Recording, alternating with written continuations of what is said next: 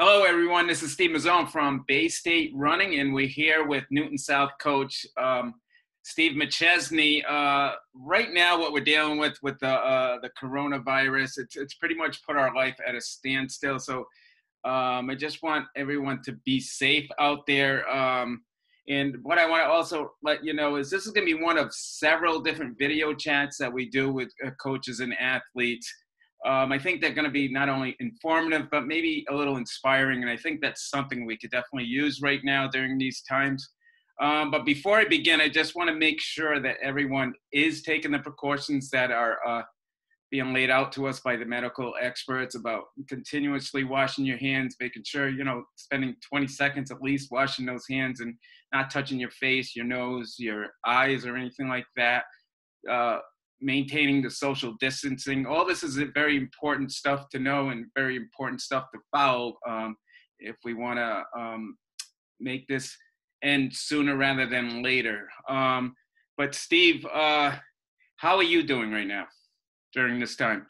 Well, it's a very mixed bag. I think we're all trying to keep positive. I think that's a very important message for everybody. I'm used to having a stopwatch in my hand in the afternoons and answering the questions of about 80 eager kids. And I truly miss that. I think the positives you can take out of this, my wife and I have gotten a lot done around the house. I am enjoying our 9th grade boys, spending more time with my wife, who coached with me for 15 years. And she was an awesome coach. So there are some pluses. I think I'm getting into a healthier routine. I'm making an effort to eat better and do some things. And I think routine is incredibly important. The week of a high school athlete is so structured, and they have certain times they do certain things, and the body gets used to that. And I advise people to maintain a routine that is good for you. And during this time, you can improve it a bit. Like I said, I'm eating better and exercising more and have more free time. But in terms of the void that being with wonderful kids doing wonderful things, that's hard to take. And you can only do so many things so many times before everybody is getting restless. So yeah, and Steve, what I was going to say, I think the timing of when this all came to fruition, I think any time is not a good time, but for our track and field athletes in particular, the timing couldn't have come at a worse time, following the week of the New Balance Nationals that eventually got canceled. And you had your star runner Lucy Jenks running in the mile, and you had a good 4x800 team. So Steve, talk about that. Talk about the difficulty of having your kids find out about this during a very tough week. Yeah. It could have been slightly worse timing, I guess. I guess we could have missed the state meet on or something, but it was just really devastating for a lot of kids. And, as coaches, we get a bit myopic. We focus on our own kids, but, it's not just about the kids that I've worked with during the season. It's about all the kids out there. Absolutely. And, when I think about the poor college kids who didn't even get to start their championship season, and especially for the men's and women's basketball championships, and all the kids who wanted to play hockey and in very special places. And so it's just devastating across the board. And that was one of the first messages that I sent. I actually sent out a message to my kids. I traveled separately. I was going to go as a spectator, but I sent a message out to the parents that they may consider canceling before the actual meet was canceled, just knowing that so many things were happening at such a quick rate that, the health, safety, and well-being of people was more important than a single track meet. And then I know some of the people that run the meet, and I sent out an email saying, you made the right decision. I'm sure they got some flack for that. And that they were doing the right thing by kids and adults who were going to come in contact with kids after the Petri dish, which was New York, and then thank them for all the things that they've done in the past for so many great kids. And, so not only do the kids get affected, but the people who really want to put on a quality national caliber meet and take a lot of pride in bringing these kids together, that they're suffering too. And then all of us coaches are kind of left in the wake trying to make sense of it for kids and parents. And I hope we all have a consistent message, and safety is important. And we're not just protecting the kids, we're protecting everybody they're going to come in contact with. And it's too bad for everybody. So I think the only way you can make sense of this, if you can make sense of it, because this is historic times. I've coached for 38 years between Oregon and here. I've never seen anything like this. So, trying to make sense of something that we haven't had to try and make sense of is something that we got to strike a balance and think of the welfare of everybody. And then, these kids will go on.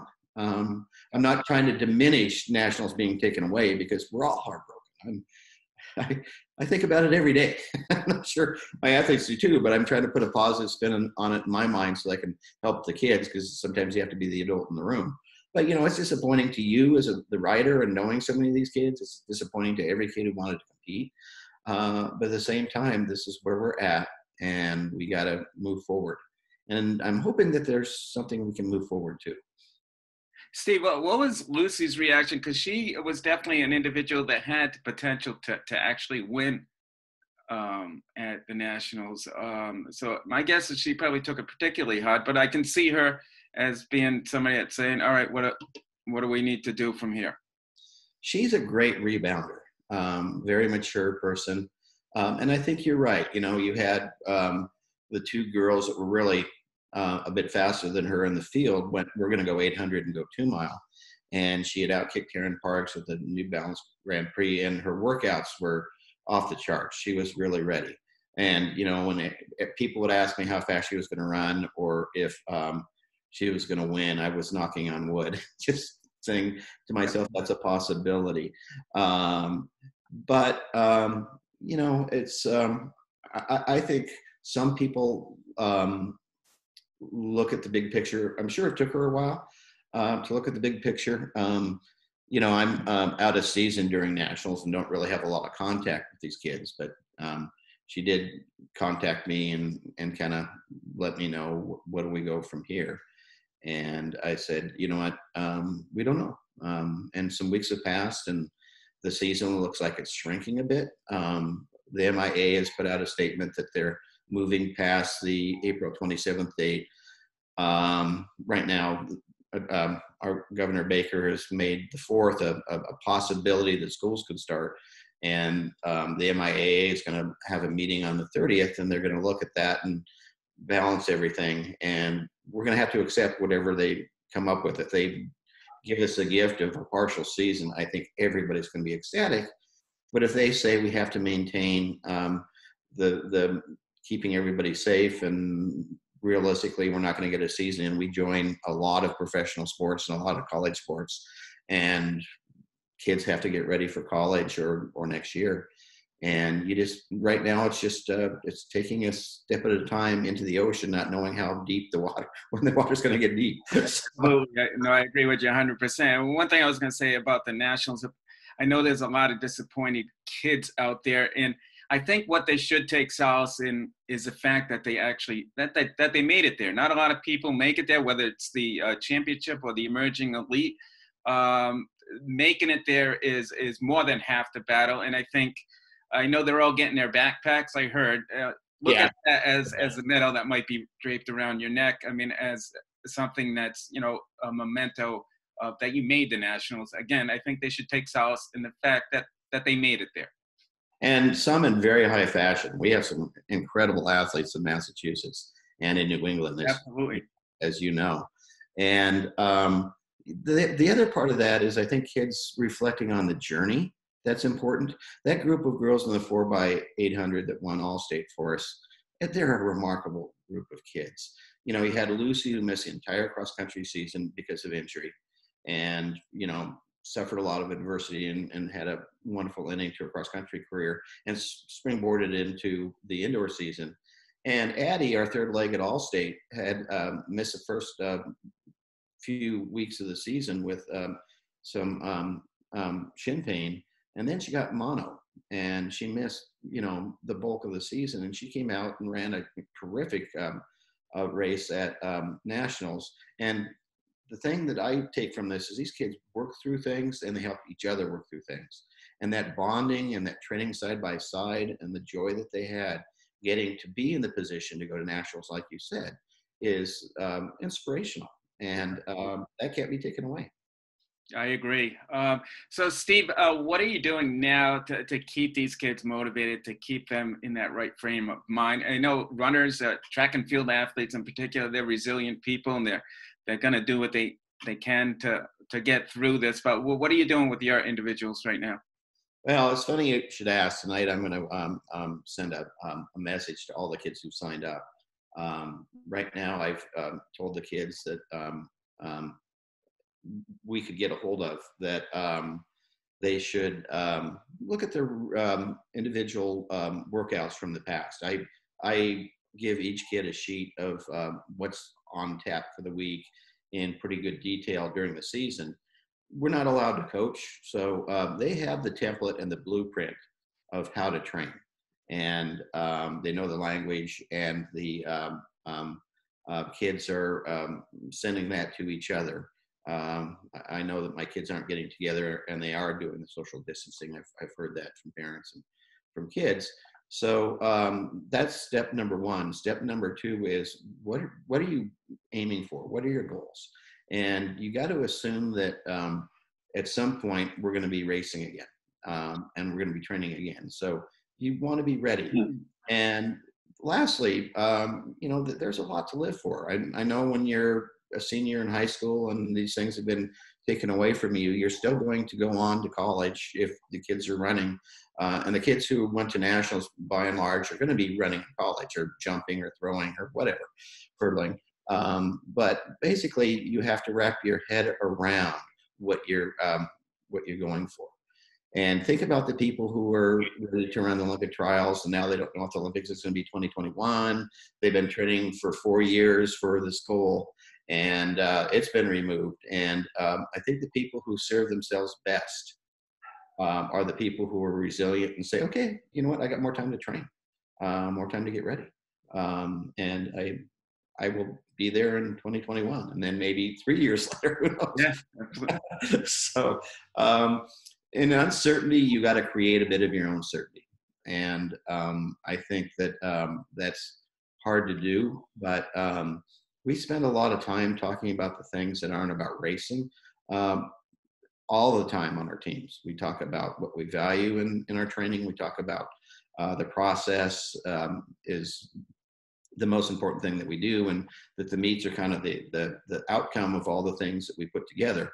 And the process can still be in place, and kids can still work hard and have goals, and they can support each other online. And it's not the same thing as coming together and saying, wow, Steve, you really gave us a hard workout.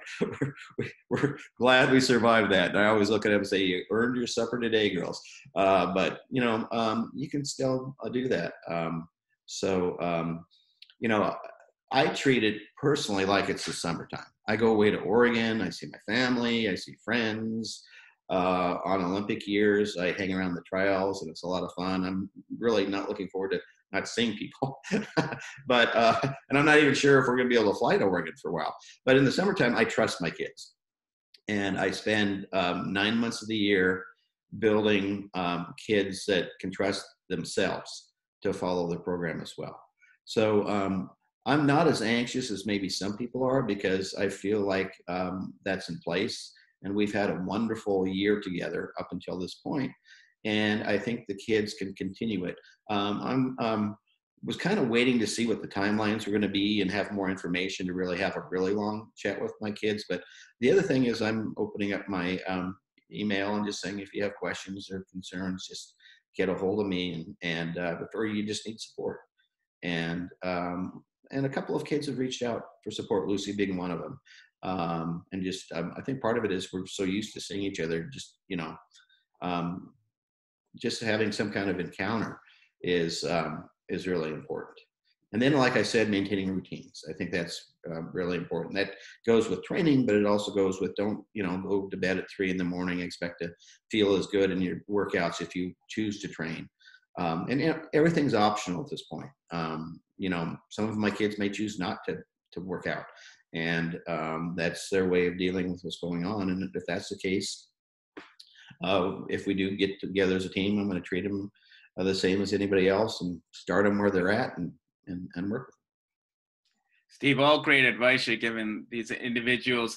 I know you've been around this sport for a while as a star athlete down in Oregon, and now as a very successful coach here at Newton South. Any last words of encouragement maybe you could give those kids out there that are really probably chomping at the bit right now and a little difficult for them right now? First of all, I feel for all of them. We're talking about how to move forward and all these things, but that doesn't mean it doesn't hurt, and it doesn't mean they haven't earned things, and it doesn't mean that this isn't fair. So we do feel for them. I'd like to tell a brief story that kind of talks about what we're talking about. I don't know if you know much about my brother, but Billy made the 1980 Olympic team, and the Sacramento or the Orange County Register did an article on him, and it was titled "The Day Bill McChesney Took the 80s Trials for a Ride." Well, Billy had been injured the whole spring and most of the winter, and ran in the water to get in shape. And so, he had already gone through a lot of adversity. And then they announced that the trials didn't mean that they were going to the Olympics. Jimmy Carter announced a boycott prior to the trials. And he still had faith that there's a possibility that could change, and kept training with the same kind of vigor. He only ran one race before Pac. I'm trying to remember. I think it was Pac-10 then. I ran the Pac-8 and the Pac-10. So it doesn't matter. He qualified. He got third.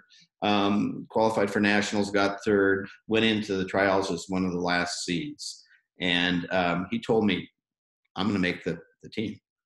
And he had a propensity of going too hard too early a few times. And people would ask him why he did that, and he would say, "I'm practicing for when I keep it up. So, I'm forward looking. So you think I'm making a mistake. I'm testing the waters." So with about a mile to go, he put in a monster lap, got about 60 meters on the field, and was just trying to hang on for dear life. And then Matt Sentowitz Sr. caught him, and then Dick Berkeley caught him. And with 100 meters to go, a Santa Monica Track Club athlete caught him. And I just was watching this knowing that he was decaying a bit. I didn't watch the last 100 meters. And I just heard this crowd erupt. It was at Hayward Field. We grew up less than, our track was less than a mile away, and he made the team. And he was dancing around and celebrating, and all that uncertainty, the training in the water, the boycott being announced, didn't matter for that moment. Absolutely. And if we could all hang on to that moment we're trying to get to, and those moments we've been through that have been positive, this is really, really tough. But I think most kids who were talking about, going to nationals, and even kids who aren't going to nationals, have had great successes, and the best is still in them. So this virus is not going to erase abilities and determination and all the different skills that make being a forward-looking athlete what they are. Thanks a lot, Steve. That's some great inspirational words, I think, for the kids out there. Before I conclude, I just want to mention about Marathon Sports, which is a big supporter of track and field in Massachusetts, and now moving over to Rhode Island. That athletes and coaches, if you still need your gear, marathonsports.com. You can go on there and use the code word Team Night 2020. And get 20% off all shoes and apparel. So they're still offering some deals out there for the athletes, and we encourage athletes to go and coaches to go on that marathonsports.com. And again, they're a huge supporter of track and field in Massachusetts for years. They've done a lot for track and field, so I would encourage you to help support them during this time. But again, Steve, I appreciate you taking this time to talk with us today. I think you gave these athletes and the coaches some great advice today, but please stay safe out there. And I'm sure we're going to see you again out there on the track. We just don't know when, but we will see each other. Can I add that I know the owner of Marathon Sports, terrific person, and he trains all of his people to fit properly. They're a company that does things right. And Bay State Running, you guys keeping going while this stuff is happening. Hats off to you guys. You guys are really putting our sport in the forefront of kids' minds. And I want to thank you guys. Steve, thanks a lot. We appreciate that. And I'm sure all the people at Marathon Sports appreciate those kind words. But again, thanks a lot for taking the time to talk with us.